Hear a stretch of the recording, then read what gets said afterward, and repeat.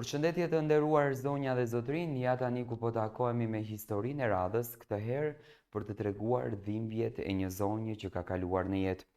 Zonja në fjalë ka dashur të mbetet anonim dhe unë do të respektoj etikën e saj. Ka treguar një histori që në fakt në momentin që unë e kam lexuar, më besoni më ka lënë pa fjalë.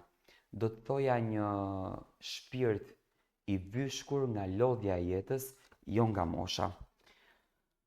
Nuk dua të zbuloj emrin, sepse dhimbjet që kam kaluar i kam mbajtur gjithmonë të fshehura, si plagë të heshtura që nuk i shëron as koha e as fjalët.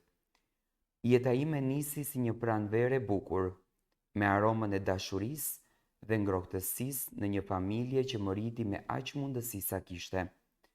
Prindërit e mi, dy njerëz të thjeshtë, por me zemër të madhe, më dhanë çdo gjë që mundën, edukatën, dashurinë dhe mbështetjen. Fëmijëria ime ishte një jetë në lulëzim. Më pëlqente shkolla, ndihmoja nënën në shtëpi, qeshja me vëllezërit dhe flisja për ëndrat me baban në darkë. E ndjeja veten të bekuar. Por fati më dha një kthes të papritur. Më vuri përballë një martese që nuk e kishte asnjë pikë ndeshmërie dhe ngjajshmërie në ëndrat e mia. U fejova me një njeri që më dukej i heshtur, i qetë, por që nuk dinte çfarë do të thoshte të kesh një grua pranë. Martesa jon nuk pati kur dashuri, por prita. Thash me vete, do vi koha, do më doj, do më respektoj. Erdhi një ditë që më ndryshoi jetën. Linda një vajzë. Ishte si të lindja zemrën time jashtë trupit. Vajza ishte drita ime, arsyeja që merja frym, por për burrin time dhe familjen e tij, ajo ishte vetëm se një zhgënjim, një fëmijë që s'mund të ishte trashëgimtar. Sytë e burrit tim nuk pan gëzim në lindjen e saj, por shumë përbuzje. Fjalët e familjes së tij ishin fika që më coptuan, na zhgënjeve. S'duam vajzë. Djali është nderi shtëpisë. E dija që s'do ta kishin pranuar asnjëherë atë shpirt të pafajshëm. Dhe një ditë pa mëshirë më nxorën jashtë. Me vajzën në krah që s'kishte mbushur akoma 2 vjeç. Unë nisa për në vendlindje. Më dukej sikur po ecja mbi gjëmba, por çdo hap që e merja për të, për vajzën time. Baba im e qau ditën që më pa në derë me sy të kuq e me fëmijën në dorë. Nana më përqafoi pa më thënë asnjë fjalë. E ndjeu gjithçka në shpirt. U mundova t'i jap jetën vajzës që nuk e pati kur një baba. Lojra me hallën, këngë nga gjyshja, përqafime nga dajat. U rita edhe vetë bashkë me të, me dhimbjes edhe shpresës. Koha ecën shpejt. Vajza nisi shkollën, mësonte mirë, buzëqeshte, por shpesh më pyeste, mami, pse nuk kam babi si shoqet? Çdo herë që më pyeste, një copë zemre më shkëputej, por nuk qava para saj kur. Ajo duhej të kishte një nënë të fortë. Pas disa vitesh, kur jeta nisi të më qeshte pak e nga pak, vendosa të martohem sërish. Një burr i mirë që më respektoi mua dhe vajzën time, si të ishte gjaku i tij. Nga kjo martesë, Zoti më dha edhe fëmijë të tjerë. Shtëpia ime u mbush me zëra, me këngë edhe me jetë. Por plagët e shpirtit nuk u shëruan kur, sepse në errësirën e kujtimeve të mia, riende ajo ditë kur më përzun, kur më quajtën turp, vetëm sepse linda një vajzë. Sot vajza ime është 16 vjeç, e bukur, e mençur, e ndjeshme. Nuk e ka njohur kur baban e saj, të vërtet, ai nuk e kërkoi kur, dhe ajo as dëshiron ta takoj. Kam ty mami, më thot, ti e gjithçka për mua, më thot shpesh. dhe kur më sheh që fshihem të qaj, më përqafon fort. Por ajo nuk e di se dhimbja që mbaj në trup nuk është vetëm me shpirtit.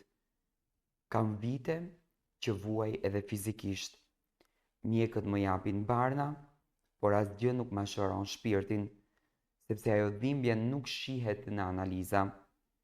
Është e fshehur në heshtje, në netet pa gjumë, në përpolitjet e një nëne që nuk u dashurua kur si grua. Kam duruar pa drejtësi, përbuzje, përjashtim, kam kaluar stres, fyerje dhe lodhje mendore që nuk i tregon dot askujt. Dhe më e dhimbshme, asnjëherë nuk kam marrë asnjëherë fjalën më fal. Por sot dua të them këtë. Nuk jam viktim. Jam bietes, jam nën, jam forcë, jam dashuri. Kushdo që më dëgjon, ju lutem, mos t'i gjykoni gratë që kthehen në shtëpinë e prindërve me fëmijë në dorë. Ato nuk janë të dobta. Janë heroinat që kanë zgjedhur të mos lejojnë një jetë pa dinjitet. Si unë, edhe pse nuk dua të dal me emër, dua që bota ta di. Jam ajo nën që luftoi për vajzën e saj dhe pavarësisht se jeta më theu si një lule në stuhy. Nuk është e lehtë të jetosh me dhimbjet pa shprehura. Ka ne që zgjohem në mes të natës me trupin që më dhëmb dhe mendjen që më kthehet tek ato vite ku jeta ime dukej si një burg pa dritare. Ka momente kur eci rrugëve dhe ndjej që pavarësisht se kam ndërtuar një familje të re, një pjesë brenda meje është ende e lënduar, e thyer dhe nuk më lë të haroj. Njerëzit më shohin duke buzëqeshur dhe mendojnë se jam e lumtur, por askush nuk e di luftën që kam bërë me veten çdo ditë për të mos rënë e për të mos u dorëzuar, për të qëndruar në këmbë për vajzën time. Ka raste kur më kujtohet momenti që dola nga ajo derë, me vajzën në dorë, pa asnjë qese, pa asnjë njeri që të më mbante dorën. Më duket si një film i zymt që s'do të doja askush tjetër ta përjetonte, por atë ditë mësova fuqinë e një nëne. Nuk doja asgjë nga jeta më shumë se sa të shihja vajzën time të rritej me dinjitet, e mbajta afër zemrës dhe i dhash çdo dashuri që mund të jepja. I tregova që në jetë nuk është turp të gabosh, por është turp të mos ngrihesh kur rëzohesh. Dhe ajo, bia ime, sot është forca që më mbante gjallë. Më thon shpesh si a dole, dhe unë buzëqesh. Sepse nuk kam përgjigje të thjesht, ishte Zoti që më dha fuqi. Ishte shpirti një nëne që nuk pranon të dorëzohet, ishte dashuria për jetën, për fëmijën, për veten dhe mbi të gjitha ishte dhimbja që më mësoi të jem e fortë. Në këtë botë, ku shumë njerëz gjykojnë pa e ditur të vërtetën, unë nuk kërkoj më drejtësi nga askush. Kam gjetur paqen në përqafimin e fëmijëve të mi dhe në lutjen që bëj çdo natë për një të nesërme më të qetë. Në fund dua të them këtë për çdo grua që po kalon në të njëjtën plagë. Mos e humb shpresën.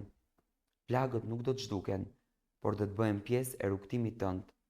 Dhe kur do të shohësh pas, nuk do të shohësh një grua të thyer, por një grua që ka mbijetuar gjithçka, si unë, si shumë të tjera që flasin vetëm me syt, sepse dhimbja e vërtet nuk bërtet, ajo vetëm jetohet.